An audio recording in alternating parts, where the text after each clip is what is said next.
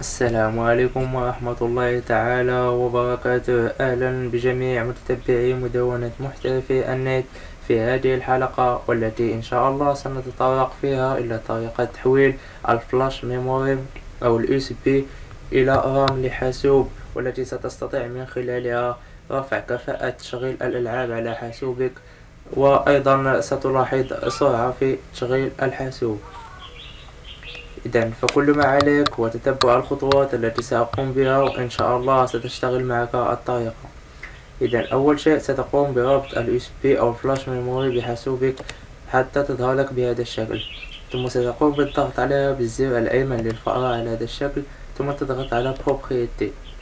بعد ذلك أحبابي في الله ستقوم بالضغط هنا على Ready Host، ثم ستقوم بوضع العلامة هنا على Utiliser ce périphérique هنا، ثم ستقوم برفع هذا السهم هنا إلى أقصى حد ممكن، ثم اضغط على أبليكي،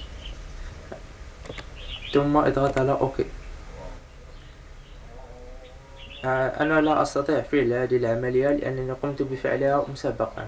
إذا أنت ستضغط على أبليكي ثم أوكي، وستلاحظ أن ال USB قد امتلأت على آخرها، ثم بعد ذلك ستلاحظ أن الحاسوب قد يشتغل بسرعة أكثر مما كان عليه في السابق، وأيضا عند تشغيل الألعاب عليه ستلاحظ تغير كبير في التشغيل.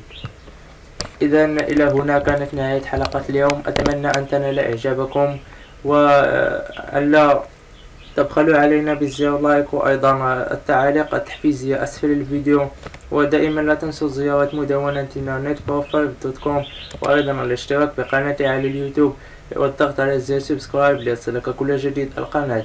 في أمان الله، نلتقي في حلقة جديدة إن شاء الله.